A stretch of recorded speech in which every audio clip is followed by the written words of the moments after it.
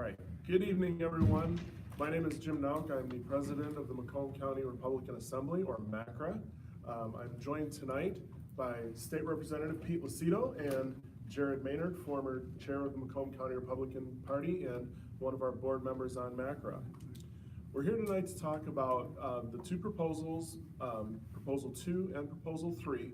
We're going to start off our discussion with Proposal 2, which is the Voters Not Politicians redistricting proposal. And I'm going to read the official ballot language and then I'll turn it over to Pete for a little bit of more introduction to it. Thank you. The official ballot language reads, a proposed constitutional amendment to establish a commission of citizens with exclusive authority to adopt district boundaries for the Michigan Senate, Michigan House of Representatives, and U.S. Congress every 10 years. This proposed constitutional amendment would create a commission of 13 registered voters randomly selected by the Secretary of State, 4 each who self-identify as affiliated with the 2 major political parties, and 5 who self-identify as unaffiliated with the major political parties. It will prohibit partisan office holders and candidates, their employees, certain relatives, and lobbyists from serving as commissioners. It will establish new redistricting criteria, including geographically compact and contiguous districts of equal proportion, reflecting Michigan's diverse population and communities of interest. Districts shall not provide disproportionate advantage to political parties or candidates, and will require an appropriation of funds for commission operations and commissioner compensation. So Pete, what the heck are they talking about? Well, let's give some background. I think it's important that we learn history before we go ahead and look at what they're doing, trying to change as far as the history. This is an effort to change how the state and the federal legislative boundaries are drawn in the state of Michigan. It's a process known as redistricting.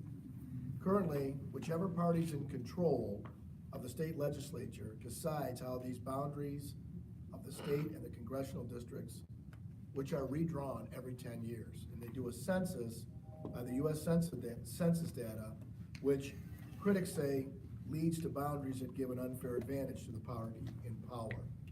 It's fortunate or unfortunate, depending on who you sit today with, that in the last 7 years, now going to be 8, the Republican Party has been in control. This redistricting proposal was a result of Voters Not Politicians, which is Katie Faley. Her name is F-A-H-E-Y. It's a group that literally have always been sided with the Democrats. And there's no doubt about it, 10,000 people signed up to volunteer, nearly 4,000 working directly for petition circulators. So if you look at why they're doing this, they're saying that Voters Not Politicians want to amend the Constitution. You have to understand, this is a constitutional amendment, and you need to go on the ballot, and you need to get the voters to amend the Constitution. To take away the redistricting power from the lawmakers, such as myself, but what happens when it was Democratic? What happens when the Dems were in power? Did they bring this ballot proposal then? No. Something for you to think about tonight. Also, gives independent citizens, they say. Who are these independent citizens? 13 registered voters in the state. Each party, by way of majority, would have 4 members, and the remaining 5 members would be independent voters. Who's checking that? Now, let's take control of who we are, first of all. We're citizens. We're voters. We are people that have minds of our own.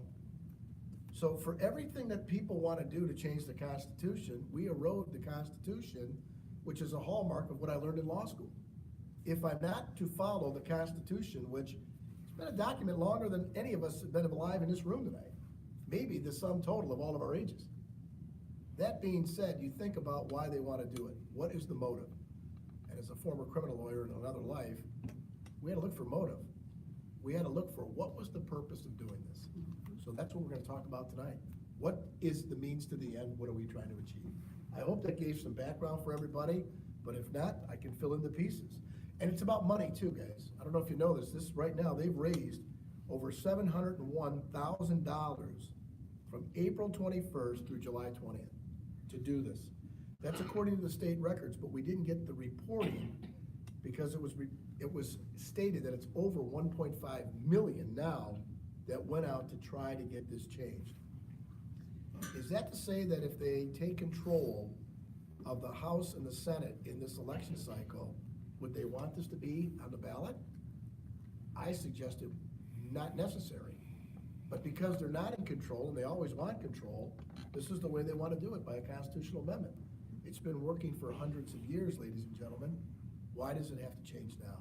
Why now? Why this moment? Why this election cycle? Thrown on there with marijuana and throwing on there with no absentee voting reasons. These are things, and there was two other ballot initiatives that are not going to the ballot, which was the minimum wage requirement and also somebody help me. There was one other one. Why are we doing these all at the same time? Why do we need all these? So today we look at proposal 2, creating a redistricting commission, because they say there's unfairness. Has it been unfair for the last 200 years? I suggest not. This is the first time in this state that this has ever been brought up to the ballot to change the Constitution. Well, thank you very much, Representative, for the presentation here. And I'll remind everybody, Jim and I are going to start off with some questions, and then please raise your hand and we'll call on you if you have questions from the audience. Sure. And the representative will be more than happy to answer it. The first question I have for you, Representative, is I've been doing a lot of research on this, and I want to know, because you didn't cover it exactly in a little in depth, because the voters, not politicians, want to paint this process as a corrupt process. They say, oh, there's too many special interests involved, they do all these things. So my question is, how does it work now? Who draws them? And then, because you're on the inside, we know the legislatures don't actually draw them. But how does it actually work now, the process now? Great question. I think that needs to be answered because it's people with expertise, knowledge, and experience. You know, from the US Census, that data is provided to us by independent parties that have to keep records of who's living where and when did they get there. We shift population all the time, even here in Macomb County. But when you're talking about the whole state, and you're talking about districts that deal with the legislature here in the state and the congressional districts, you're talking about a lot of area. Do you know there's 110 House members and 38 senators? So they have districts. Mine happens to be the 36, which takes a part of Shelby, 3/4 of it, if not more, all of Washington, all of Romeo, and all of Bruce. And when we look at that, if we have over 90,000 in population in that area, then it gets redistricted, because we are going to then make sure that each representative under the Constitution has the equal number of constituents that they serve. There's a reason for that. If everybody's moving north and no one's in the south, why do you need a representative down there? Who are they representing? The empty homeowners? Or the empty homes? So it's the same as the Senate. They have a district of around 240,000. There's 38 senators. Each one of those senators has an obligation and a commitment to those constituents of who they serve. And when you say to me tonight, what is it at the legislative level that is sitting around? Well, I'm not gonna sit there with a pad to paper. So it's not the legislators independently themselves doing this. It's people that are skilled and knowledge to find the census and look at where the population is. Now, we give this to what's called novice. That's a good word tonight. Who are gonna make the redistricting. What are we gonna end up with? Chicken soup with noodles in it. It's not gonna look right. Because if they don't do it the proper way, people will not be served. And that's what the purpose was in the Constitution, to align the people with the representative to get the proper representation to carry out the will of the people. Thank you for your answer. My second question for you, as you know, I have experience. I had to serve on a redistricting committee here for the Macomb County Charter Districts. The charter, yep. So I have a couple of things here. And one of the items that strikes me odd is this ballot proposal is being presented as it's wild, wild west up there in Lansing. There's no rules. The majority, can do whatever they want, and it's the minority that gets affected. Are there rules, because I do know the answer to that, but are there rules that we have to follow? Are there federal guidelines that the current process must follow to make these districts up? Yes. One will argue that there is no rules, but yet they don't tell you that there's a constitutional protocol, if you will, that says this is how this redistricting is done. If they want to challenge the redistricting at the legislative level, they have every opportunity.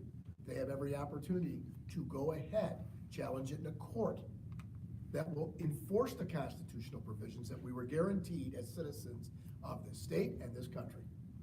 Unfortunately, they don't want to play by the rules, and they want to have the game rules changed by a ballot. Now, I submit to everyone out there tonight, does the ballot always have clarity in their language? You heard Jim tonight, he read the ballot proposal word for word. For most of us, you have to have an English together with a technical degree to even understand the ballot proposal. And this is unfortunate because somebody going into the ballot box has very little time to understand it. The information is coming from both directions. That's the wild, wild west, where the east and the west are putting information in your mailbox and you're saying, I'm thoroughly confused. Could somebody explain this to me? Well, tonight we are. We're telling you, this commission that's being created, who has the oversight? They say the Secretary of State. Does the Secretary of State have the time? Do they tell us how the oversight's going to be? There's too many questions in this one to answer first. It's not that we want to take away the people's rights, because I won't stand for it, and neither should you. But we need to realize that there is rules already that have been looked over, re-looked over, re-evaluated over the last 200 years. I have no idea why we're sitting here tonight trying to effectuate a constitutional privilege and guarantee that's been in law. I have no idea. So, going a little further on that question, I know we have to follow Voters' Rights Acts. I know we're required by law not to break a district or a municipal boundary, and the maps technically with the least breaks are the ones that get through. And I know you have challenges, but one thing that struck me about this ballot proposal is here in the state of Michigan, we, unlike other states, do not have party ID. We're not registered Republicans, we're not registered Democrats or registered independents. We don't have party ID. But what they're asking us to do is they will randomly mail 10,000 applications to selected voters. And if you get one of those 10,000 applications, they require you to turn back a card that says, I am Jared Maynard. Oh, yes, I'm a Republican. So I guess this whole process was a little convoluted. So my question is, when we do not have party ID by law, how can this ballot proposal force us to turn in a party ID? I remember as a kid, and now with my own kids, when they were growing up, we watched Willy Wonka and He Who Got the Golden Ticket. First of all, how do we even know how that random selection is going to work? Mm-hmm. That's the first thing I have to ask myself. Is it something that is computer generated? Is it something that we have affixed to a certain person or a political party? So I would be questioning the integrity of what it is that we're trying to accomplish. But for somebody else to make a statement, how do we know their integrity? How do we know their honesty? How do we know their veracity? But at the end of the day, we gotta live with results. And we as citizens shouldn't sit there idly and say, this is good for all of us, because it's not. What's good for all of us is to follow the Constitution as hallmark, baseline, and foundation that we all have lived by for many, many years. And to do this now, it's a convenient time to have a barrage of ballot proposals to confuse the very essence of the people that we are serving. This is something that needs to have a further discussion before people put it on the ballot. However, the way the Supreme Court has ruled, let's be real here, this was going to the ballot because of the Supreme Court. There was a pushback saying, we would like to have more time.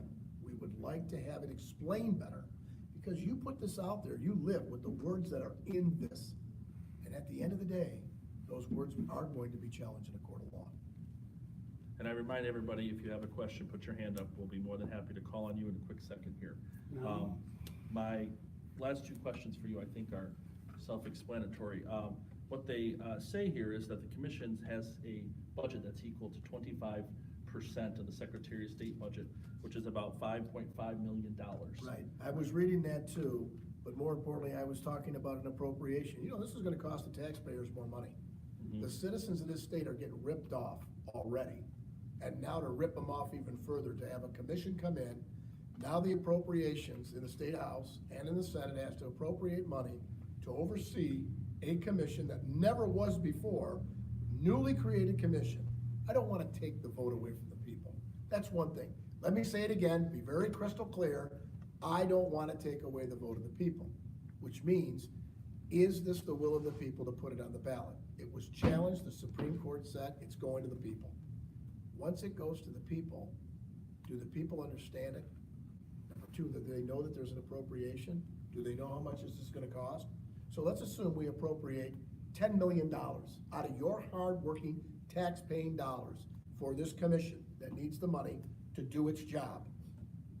Tomorrow, if we have sad results because the commission was stacked and fixed, or better yet, they didn't know what they were doing, they drew the lines the wrong way, we are all the affected ones by their inability to do their job. And what I also thought was interesting, that the commission has the ability to hire the same people the caucus does to do the maps. So what are we doing? We're spending money to have the same people do the job. Correct, just a little more.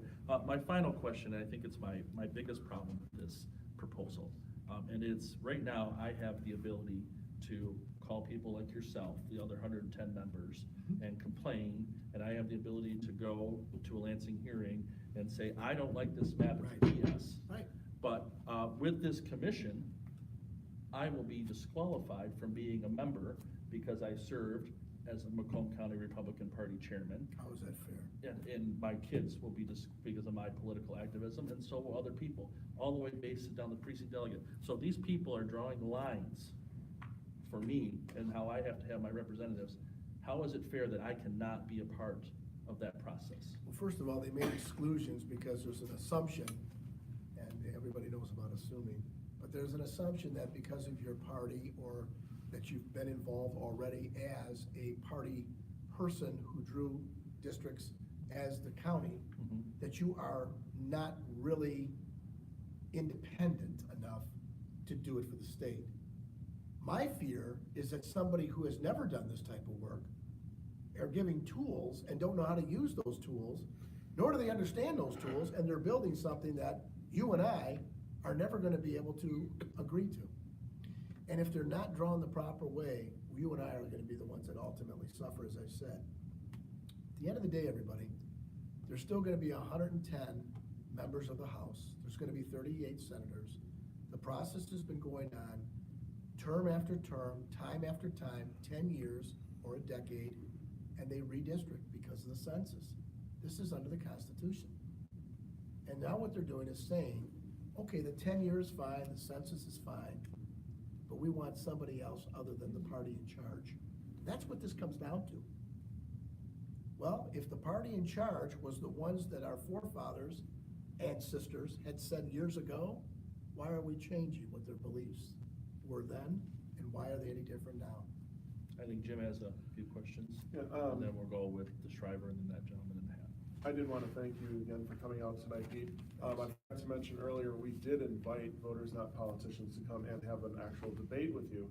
However, they declined the invitation. I wish they were here, because I like to hear both sides of the argument, as a judge does before they make a ruling, but this isn't a court of law, it's a court of public opinion. And the public opinion tonight is, I need to hear from them, the public, or you that are here tonight with us. What do you find that's positive? Why is it going to be better? And what's the cost that's associated? These are called common sense issues to take care of us. Yeah, and that was one of my questions too, is, you know, from a taxpayer's point of view, why are we going to pay these commissioners when we already pay the legislators to do the job? It's a waste of money. More importantly, I feel that the public doesn't get served, because if I'm sitting there as a legislator and I'm listening to people coming before the committee, because that's my job, to sit there in the committee, to ask the question, to get to the root of what it is we're trying to accomplish in the most efficient and the most cost economic way for the taxpayers, then we're doing our job. Otherwise, don't go to Lansing to get a job, go to do a job, that's what I went there for. Joe, you had a question? Yeah, you say they do it, currently so that each district has equal numbers. Right. I'm assuming that means they're doing it by census tract. Exactly. Okay, It's real easy to do that way, Joe, because I can put it in a computer and know exactly what the zip codes, how many Right. people live there, because they give that information through a census. Well, And that's the best evidence that we have to show where people are living. my question is this, though, these 13 commissioners, chances are they don't know what a census tract is, but who's gonna train them? Where's the budget to train them to do it? I'm sorry, all that information was contained into this much information in the proposal. None of it is spelled out. And that makes me very concerned for the citizens Yeah. that vote yes on this proposal. If it gave more detail, this becomes very guessworthiness, and it becomes something that may end up in court. Let me tell you what will happen. Let's assume that after they redistrict, we go out and vote, the commissioners, and we find out that they were wrong. Does the vote count? Because the districts were not aligned properly. Who's the challengers? The taxpayers. Who's the one that loses to begin with anyways? Taxpayers. So we're losing both ways. Wouldn't we There's have no to way. pay another 5.5 million if they screw the maps up again? Yes, we would. 5 million to start, 5.5 mistake. million with an M. With no training? We've got questions out in the audience. Gentleman in the blue. Well, a couple of things. When I voted in the primary, I came out in the school parking lot, and there's only one person out there, who was a lady trying to get signatures for that petition to get that on the ballot. And she said, well, we got the members are gonna be from this party and that party, and then nobody's not affiliated. And what do you mean affiliated? But I mean, everybody's on one side or the other, it seems to me. Nobody's out independent like that. I'm very suspicious of the whole thing. I thought I read, excuse me, somewhere that money from Texas has been coming in here, big money from Texas to fund in this campaign. I don't know if you've heard anything about that. But the other thing I was gonna just comment is, I'm almost more afraid that the people who would get on that commission would not be just people that don't know what they're doing, but would rather be people who absolutely know what they're doing and have been planning this for a long time as a way to wrest control of the government in our state from the opponent party. What's your first name? Pardon me? What's your first name? William. William, they claim that the party in charge, that would be the Republicans now at the House and the Senate and the governor, have been gerrymandering. Yes. This was done in 2011. I don't know what they mean by that. I wasn't up there then. I'm up there now. Governor Schneider was not up there then. He got elected in 11. This was already done. Most of the work was already done. And they're saying that it's gerrymandering because they claim that the districts were unfairly drawn. Yet, I don't recall any challenges. There was no objections. And if they claim that it was unfairly drawn, was it because all the Republicans won? And at that time, does that mean that they just are sour grapes? These are things that I would have loved to have had in a committee. Why do we need to have a citizens initiative? How's it working out in California? California has a redistricting commission. And what advice did we learn from California, if any?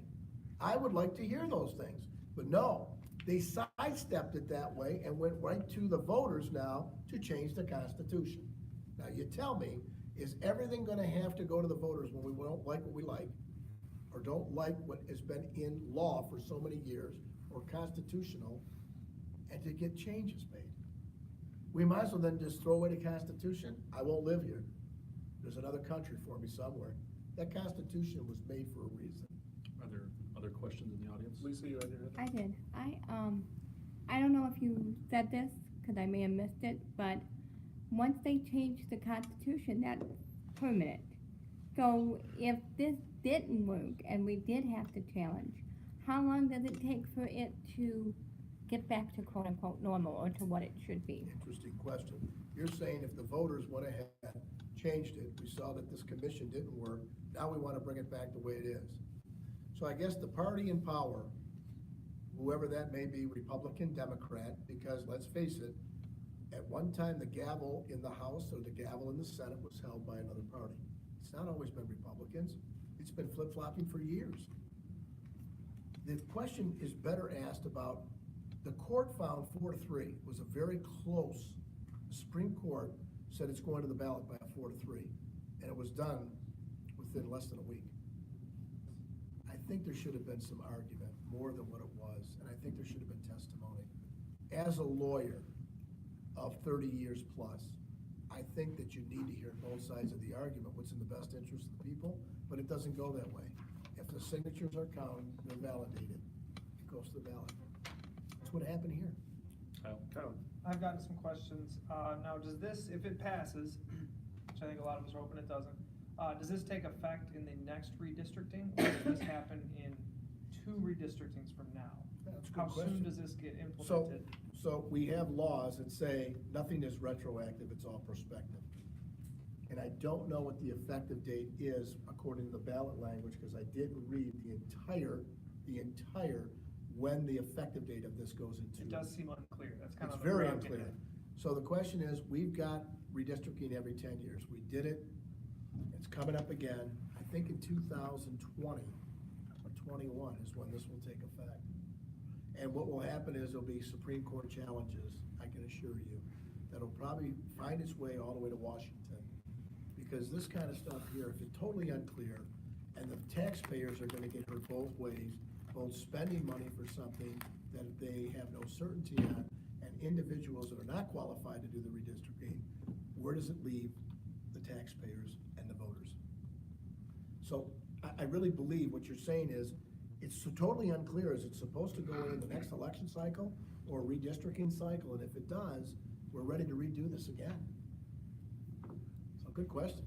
I have another question. Now, when the districts are drawn by the legislators, it's done by a committee. Yes. Are there any committees anywhere in the state legislature that are solely one party? No. So- There is a So it's balance. already a bipartisan. It's a bipartisan, guys, and here's the thing. The reason why they're left that way is because you wanna hear what all individuals, not some, not a select, they are put on these committees to advocate, allocute, or bring to life questions that need to be answers to get the best possible result for the taxpayer. So when I ask a lot of questions, people are saying, wow. It's not a wow to me, it's, I wanna make sure that when this comes out, it doesn't look like a sausage sandwich. It looks like something that's gonna benefit people instead of detrimental harm. Later on, we're asking, who in the hell came up with this? Well, I have a question for you. We've spent time on the money, we've spent time on the process and the federal laws that are required now to do this. Right. One of the things I think that strikes me about this ballot proposal, and I'm not a lawyer, but I just don't think they're being truthful. So I've sat through this process personally, and my question is, they're allowed to present their case politically, of course, but here's my question to you is, how do we in the future, because those each were made up by the Secretary of State's office, those proposals, how do we in the future make sure that they are more accurately reflecting of what the real intentions are? Because we gotta have people that read these for the first time in the ballot, and as far as I know, it's, oh, this is all great for these reasons, and then one sentence that says it's bad for this reason. How does that work, and how do we make sure it works more fairly next time? Another great question. I know that people don't even take the time to study a ballot. And that's a shame, because if a ballot proposal is going to hurt that individual, they're voting for something that is going to be counterproductive for their own families. So should we have more town halls? Look what we have. We have a Friday night here, we're sitting out here, and we're talking about proposal 2, ballot proposal 2. And we're gonna get into 3 real shortly. But I really believe that even if you put it in words, it is so confusing, convoluted. Why don't we have it broadcasted on TV if you're gonna have a public service announcement? Ballot 2 says this, or proposal 2 says this. When you go to the polls, the 4s say this is positive about it, this is negative about it. It's gonna cost the state taxpayers X amount. It is so convoluted, proposal 2, about redistricting, that I'm fearful that it may underscore losing a battle at the ultimate time when we need strength in our society. The amount of money we're spending right now just to produce a result, it's costing us more because of all the fighting. Well, and even, I'll an example for the people listening, any bill that comes through the legislature, the LSB has to give you a nonpartisan, that's the Legislative Right. Service Bureau, they have to give you a nonpartisan statement on impact. And what is in the bill, what does it mean, what is it gonna change, how is it gonna impact? They have to give you a whether you agree with it or not, they still have to give it to you. So Legislative Service Bureau gives us no advice on which way to steer the bill, the vote. They are nonpartisan, as you said. Legislative Service Bureau is a branch of the legislature that independently writes the bills. They're the people behind the curtain, if you will. You tell them your idea, and they'll write it. But as a lawyer, I'll pull the law books out, I'll look at the law, and I make changes myself to the statutes, which is kind of convenient for those people behind the curtain, because now it's my baked bread and it's not somebody else's ingredient. At the end of the day, though, what you're saying is, that bill comes in, it goes and gets vetted out in a committee, it gets taken up, there's proponents there for it and against it, they put cards in, they're allowed to testify. There's both sides of the aisle there, it's shake and bake, I call it, everything out of that bill. They make amendments, they make changes, and at the end of the day, guess what happens? You get the best possible result that way, because everybody put their input. That's the legislative process. It's a tough, painful way. Why don't they do that then? Why don't they Well, provide that's a the proper way. nonpartisan view? That should have been brought by somebody in the legislature, one of the parties, it doesn't matter, to say, we don't like the way currently we draw these district lines. And they go ahead and put into Legislative Service Bureau, I would like to change the law on how the party lines are drawn by the legislature. So Not to go change the Constitution. So your answer is that we have a nonpartisan way to change it now. They just decided to go a different Well, route. leading, but I'll accept the answer, yes. Okay. Does anybody in the audience or on Facebook have any questions? Perfect, then let's move on to proposal 3. All right. I wanted to talk about proposal 1, marijuana, but I guess we're not gonna, we'll go to 3. Yeah, if you're the guest and you wanna talk about marijuana, you know, go ahead. Well, let's go to 3 first, and then if we have time, we'll circle back to 1. Thanks. Okay, proposal 3 is the promote the vote, and its official ballot language is a proposal to authorize automatic and election day voter registration, no reason absentee balloting, and straight ticket voting, and add current legal requirements for military and overseas voting and post-election audits to the Michigan Constitution. This proposed constitutional amendment would allow a United States citizen who is qualified to vote in Michigan to become automatically registered to vote when applying for, updating, or renewing a driver's license or state-issued personal identification card unless the person declines. Simultaneously register to vote with proof of residency and obtain a ballot during the 2-week period prior to an election up to and including election day. Obtain an absent voter ballot without providing a reason. Cast a straight ticket vote for all candidates of a particular party when voting in a partisan general election. Now, personally, there's some good things in this and there's Right. some bad things. I in agree. this. I think it would promote getting out the vote if you didn't have to have a reason to do absentees, but I'm not a real big fan of, we just got rid of straight ticket balloting, or straight ticket voting. Why do we wanna bring it back right now? And 15 days before the election seems awful tight to get someone into the qualified voter file, much less having been a precinct chairperson for elections. There's a lot to do that day, and not including registering a voter. Well, let's get to the, I guess, history again. I'm gonna read this, it's a very short 4-liner.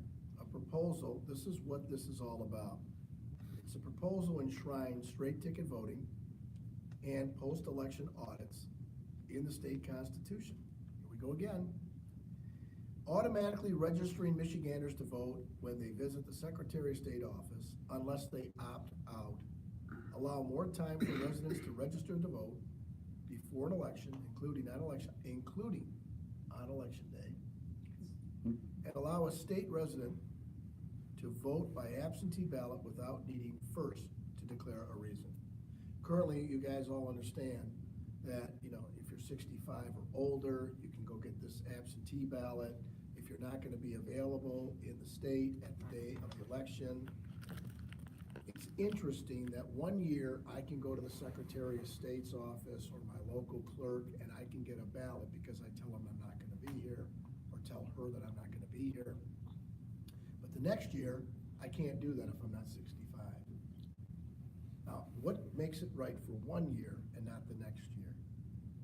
If the encouragement is to have people vote, that I think, as Jim has indicated, this is a good thing, that we exercise our constitutional guaranteed right to vote. It's a bad thing if you're registering people, like Jim said, and you're not getting to know who this person is or how many times they may have voted. If I get the chance to register the same day that I vote, God help us all. Why? There could be too much fraud. If we give ourselves a little bit of space like we do now, just the way we do it now, go there, fill out an application for absentee, you don't need a reason. Now, you don't have to say you're gonna be unavailable out of state. That could mean that, you know what, now I know somebody in the clerk's office knows I'm out of state, now my house could be subject to burglary. Think about it. Why do I have to tell anyone where I'm going or what I'm doing? All I have to be is somebody who is capable and legally able to register to vote. That's the rule.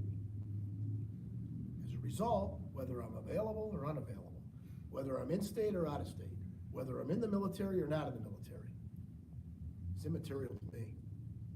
If you vetted me out that I'm a voter and I have the qualifications as a voter under law, you should be able to give me a ballot and I should be able to vote. And it doesn't matter, except for getting it not the same day. That to me is just wrong. It's too quick. Let me go behind one more and then Jarrett will take it away. This is a ballot initiative backed by a committee called Promote the Vote. It's interesting how they come up with these names. Promote the Vote. What was the other one called? Voters, not politicians. Voters, not politicians. Ice cream, okay? Not cake. And anyway, supporters include the ACLU of Michigan, the League of Women Voters, the Michigan League of Public Policy, NAACP, State Conference. It also is supported by the Detroit Mayor Mike Duggan and Grand Rapids Mayor Rosalind Bliss and the Detroit Regional Chamber. I do believe that there is greatness in what they have tried, except for timing. I think that this is a good thing. How much money did it raise? Okay, this committee took more than 1.4 million in. The most recent filing showed 2.7 million to do this, to put it on the ballot. I don't think I should have to give a reason why I want to get my ballot, and maybe it's this. Think about economics before you start your questions. If we don't have a lot of people willing to work these polls to ensure the sacredness and sanctity of voting, isn't this a better way to get the ballot before everybody has to rush? How about the lines that are sitting out there to go vote, and we're sitting in line, it could be raining. But as time goes on, if we don't have the workers at the ballot box, we're in trouble. We shouldn't have to pay for this, because there should be enough volunteers to secure our system as voters and Americans. The next thing is this. I do believe that at the end of the day, we have to protect the vote. It's the only integrable thing we have left. If we make things happen that are disingenuous, we get people doing fraud for voting, we're all in trouble in this country. So, I mean, there's ways that we could literally have talked about this in committee, vetted this all out, and said, you know what?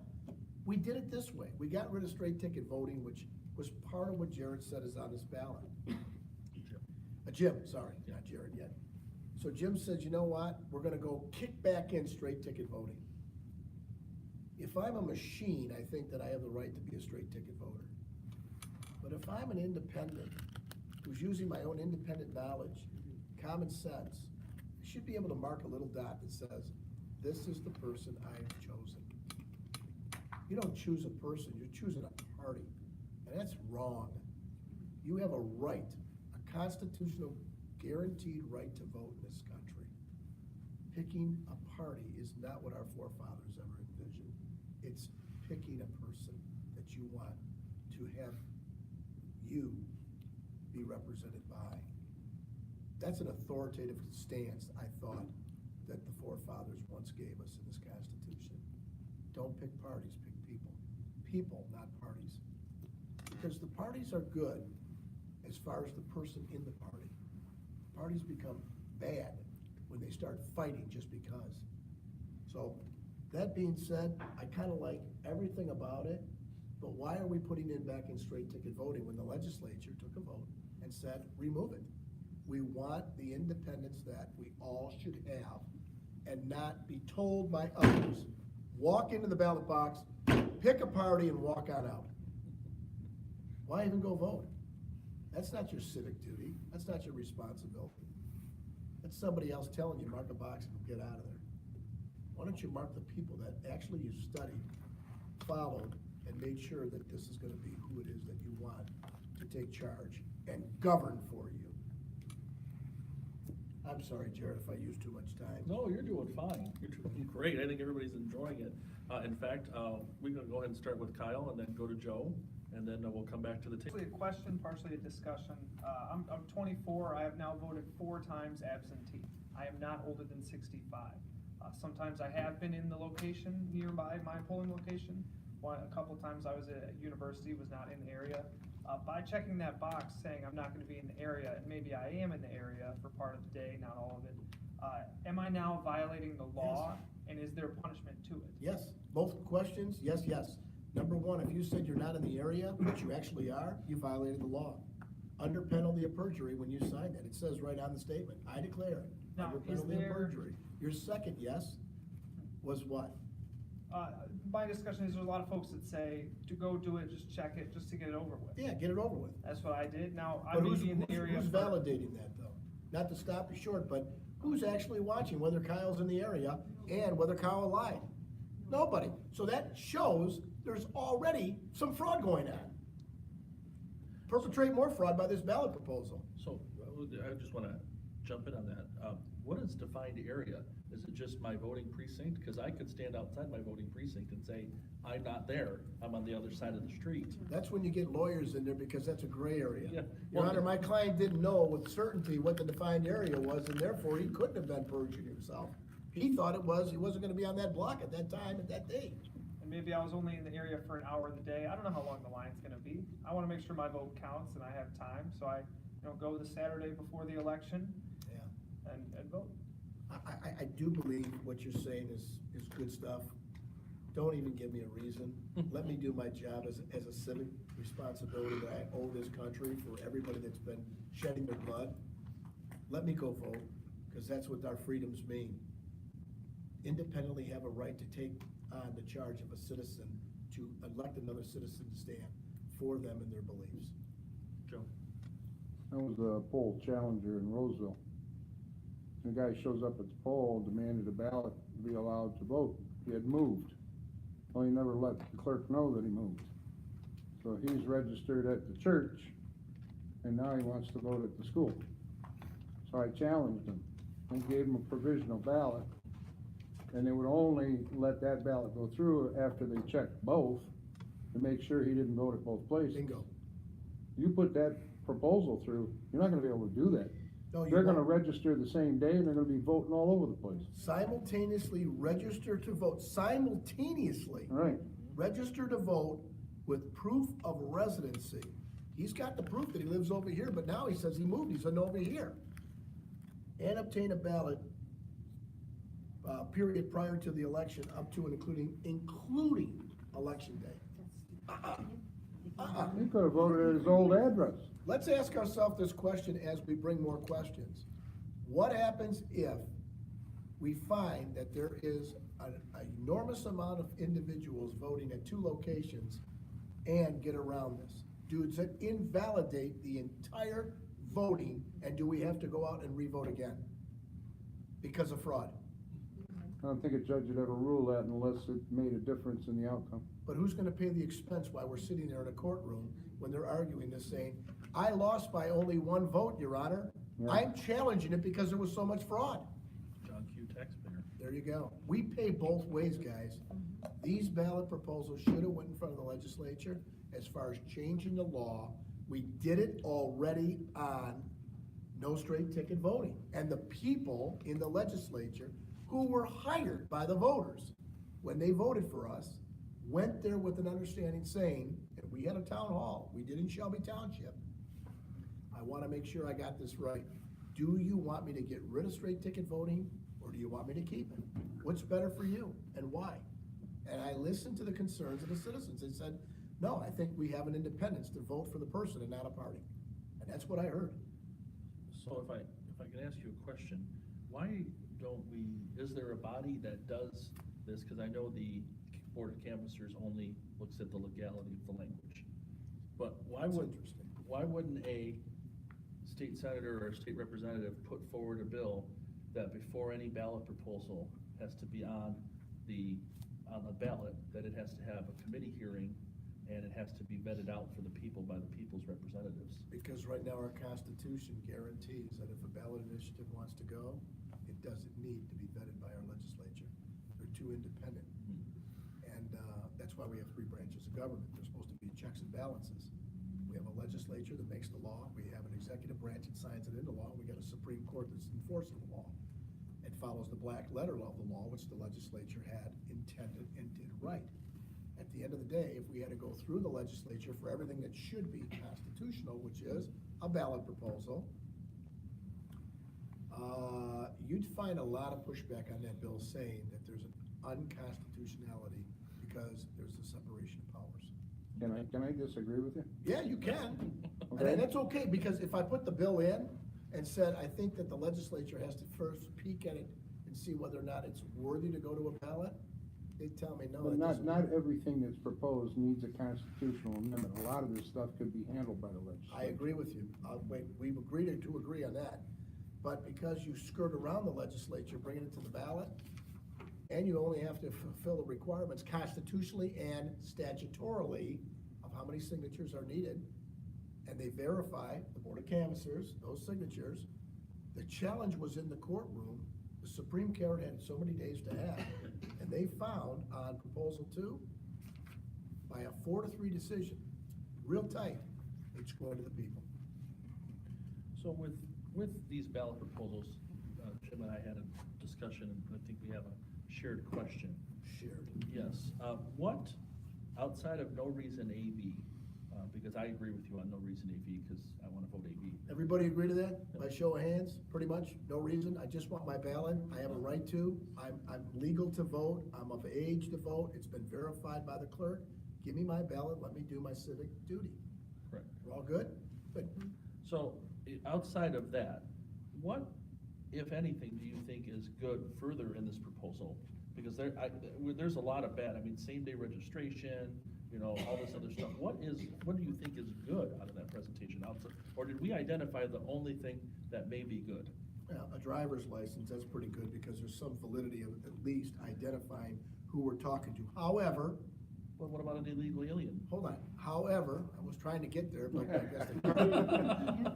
I'm leading the witness, I'm practicing for law school. You're doing a good job, Jared, you ought to, let's get you in there. Yeah. I really do believe that we have, always individuals who are one step ahead of the system, okay? The system is, you know, if I came to this country and I don't have the proper documents, can I get a driver's license? And the answer has been yes. Yes. How do you get it? Well, I think it's. They lie. Kyle, I might not know exactly what those rules were when I filed out the application. But, you know, the rule in this case is this. I think really, no reason absentee, I'm good with it. The rest of it, I'm kind of skeptical because I think you're gonna find voter fraud. and it's gonna be too late, and it's gonna be harmful, and it's gonna cost taxpayers more money to revisit an issue that should have been vetted out. And Joe, to your point, maybe the legislature could have had a hearing. We do have a committee on that, and, they could have at least entertained better ballot language if it had to go to the ballot. What language they want, they put it in there, and it got certified the way it is. That's how it works. So when they say cast a straight ticket, we as the legislature spent the time, vetted it all out, saying get rid of straight ticket. There's been proponents arguing we'll have longer lines, it's gonna cause people to sit outside in the more oppressed areas, you're gonna cause more problems for those voters. I don't know whether or not we all have any validity to any of that stuff. Quite truth, why didn't they do the study and present the study then to the legislature saying this is what's happened? And do a study on that. Now that they can do a study, which is the first time when you can go there and you have to vote for a person and not a party, we'll see how bad these polls are backed up. Make it pretty easy if you want an absentee for the elderly. Make it pretty easy when they're unavailable. The only ones that are gonna stand in line, and you gotta space yourself because it's a one-day vote. Some people said, Pete, why can't we vote all weekend? Saturday, Sunday, Monday. Chicago does that. Yeah, and what does that do? Come at your convenience. Next year, registering online, I'm good with. That's something the legislature is toying with now. We're gonna pass it, registering online. It doesn't mean that you don't have to go to your clerk and show validation, just registering who you are and everything, so the paperwork's getting done online. But you still gotta appear and swear, oh yeah. But registering, go ahead, help yourself. We'll have your paperwork when you come and see us. So it sounds like you have two good things out of there, registering online, and no reason AV, and the rest of it needs to be taken care of. So, part of MACRA's event is to be educational, and bring some people forward. So I guess my question would be an advocacy question to you. Yeah, here it comes. Are you yeah. voting? No, my simple, it's really easy. I know a couple of our local clerks want no reason AV. Yeah. In the future, is Senator Lucido gonna put forward a no reason AV bill if this proposal fails? Absolutely. I would do it in a heartbeat, and here's why. I'm not 65. I don't think I need to stand in line. I don't think I need to engage other than what my conscience as well as my civic responsibility and duty is, as well as my right. Why do you push me into parking a car, going into a facility, wearing out the carpeting, maybe bothering the children that are at school at the voting polls? Come on, guys. I mean, there's a security issue, there's a safety issue, there's a time constraint on lives that are going on. Ultimately, we are challenged by the same goal, which is, did you do your duty and go vote? And That's it. how far are you willing to go? Because on Washington, they have vote by mail. They don't, Well, I'm just asking because I'm just saying, as my kids say, I'm just saying, Dad. But the reality is, I think there has to be some insurance and safeguards, because we don't want to have the voting process get a hold of us and say there's room for fraud. Taking my ballot and bringing it to the clerk, there's a signature that's on there right now that they can validate. And over time, yes, my dad, who's 95, they challenged his signature. But, yeah, but over time, you become a little more disjointed with the pen and the fingers, the digits that are now making your name. But I can tell you this much, they have cell phones now, you can almost take a video of it, send it to the clerk and say, did you see me sign? How do you like me now? Yeah. Jim, I think you have a question or two? The one other problem I had would be automatically registering to vote when applying for a driver's license or a personal identification card. This could lead to much fraud, in that someone doesn't know that they're registered to vote, but they are, and someone else could just go as them. How would there be safeguards? Are you saying alive or dead, or just Well, dual personalities? Could Jim, be don't either. we already have a motor voter law? It's not automatic. It's not automatic. You have to say, I wanna register to vote. Look, I don't wanna see voting online. There's too much, way too much fraud that could happen. I don't believe that just taking a application and filling it out online is voting, and that's where the process begins. I would like to apply for a voter's registration. You fill it out online, you send it to your clerk gets that information, they set you up in the system. Now it takes away the time when you go register to vote in person. You're just applying, that's all you're doing. It's making application for a credit card. You don't actually use the credit card until what? It comes in the mail, you validate the back of it, you open up the PIN number, you call in, all that stuff has to still be done for you to activate a credit card. It's the same with voting. You have to go to the clerk's office and finalize the procedure of what the application now is doing for you. They get to see you in person. They get to have you sign the register.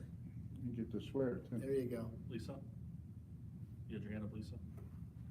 What I found interesting about this proposal is that we have laws on the books of how to register your gun, and they want to have all these extra, background checks, make sure you're not a criminal, blah, blah, blah. And some of that I can understand. But now for voting, they're going to say, you really don't need anything, just walk in and you get your voted. And that's it's almost as if you're saying voting doesn't really matter, just go in and show up. So if they really care about the, legislation and making sure things are done right, it should be the same across the board. Okay. I Whether it be agree. voting, whether it be getting your gun, whether it's getting your car license. Lisa, I have a question, and maybe for those on the audience and those on streaming live here tonight. When you register a gun, do you get a receipt back from them to show that you've registered the gun? Yes, I have a gun.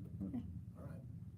There's been indication that people have gotten out of there and never got a receipt. Now, that's the only proof that they have to prove that they've registered that gun. Otherwise, the law is against them because they don't have the receipt. There's nothing to prove unless they're videoing it saying, I'm registering my gun, what is your name, Joe? And Joe is here today registering my, you walk out with a receipt, they've got you. Because today, if you don't have that receipt, that's the only proof that you have that that gun's registered, if you get stopped. Tom, did you have your hand up for a question? Not me, no. You sure? Okay. I guess, here, we've talked about two ballot proposals tonight, 2 and 3. We talked, one, dealing with a constitutional amendment to establish a commission for individuals and how they come about and all that, to go ahead and do the redistricting instead of the legislature, who is constitutionally charged with that responsibility. Second proposal is dealing with no reason absentee and put back in straight ticket voting and whatever else. Same day Yeah, registration. same day registration baked in Betty Crocker. The reality is, what is the motive to having these things go on? Because I'm trying to find out the opposite side. Is this a benefit for the citizens? If so, how? Is it gonna cause more problems and cost more money and have greater consequences? Then why are we doing these things? I don't wanna form an opinion, but I'd like to hear argument, pro and con, so that there could be a balance of, maybe we didn't hear the whole story. But interesting enough, without the proponents that are pushing this ballot initiative, not legislation, where are they? They're in the empty chair tonight. And the empty chair doesn't say very much. Can I answer your question? No, because I already think that it's coming. And it is going to be prejudicial, not probative. Is there any other questions I stand ready to ask, or at least to answer? At least answer. Jim, do we have a few minutes to do I think we could take a few minutes to medical marijuana? discuss, recreational. Recreational, yes. Yeah, medical, they've already done that before I got there, so I take no part in the fact that they've done it. I will tell you this, I have had committee hearings where I've been involved with, where a child has been seizing and the mother grabbed the oils and put it on the child's gums, and that child was brought back like a miracle. That happened in those committees, so I'm not gonna take a position other than the fact that there is a use for everything. I'm not a medical doctor, but I do realize realize that medical doctors who are prescribing, who have the knowledge, scientific knowledge, expertise in medicine, find some useful value for marijuana, its oils and edibles. Let's talk about recreational. I've gone with my wife, who's here tonight, to I don't know what to call it, it's more like a symposium that happened after Colorado legalized it. And the police officers that were out there came in and gave us their perspective about what has been going on out there, what the unintended consequences, I'll repeat that, unintended consequences that occurred, what kind of people were brought to the communities when they legalized it. Did it impede upon the values of homes, or did it impede upon the values of businesses? Where they zoned the stuff across the street from schools and had Cookie Monster, Big Bird, and Grouch smoking weed, it was ridiculous. It was out, they showed pictures, videos, and said, not only do we have this going on, but we have this going on now, and we don't know whether we can backstop it fast enough. In the legislature that I have been in, this is a ballot proposal because it was, if the House could have adopted the ballot proposal, the House could have adopted it as is and then made changes. Why didn't they? That's an interesting question. There wasn't enough votes, first of all. There wasn't enough in the Senate. The Senate could have grabbed it, slammed it down, voted it in, and then gone to the House. Again, I didn't go to the State House to be voting about recreational pot. I'm not that kind of guy that said what it is that this is what the taxpayers want. They have to pay up the consequences for voting for this. Here's the unintended consequences I see. Yeah, there's gonna be some money brought in. Yeah, there's gonna be some what's called black markets. That's what they call them. Yes, there's gonna be people growing and probably burning their houses down or using more electricity than they can afford. But my biggest concern is how high is too high to drive with the potency of marijuana, with crossbreeding and everything else I heard. And when you mix it with alcohol or mix it with another substance, another kind of drug, it's me and my family, it's you and your family, it's your children and grandchildren that are gonna be affected. The unintended consequences is they already said smoking is bad for you and it causes lung cancer. The unintended consequences, what other ailments are gonna occur to your vital organs. And at the end of the day, if it costs us more medically to fix the people that are broken down by this weed, what have we done as a society?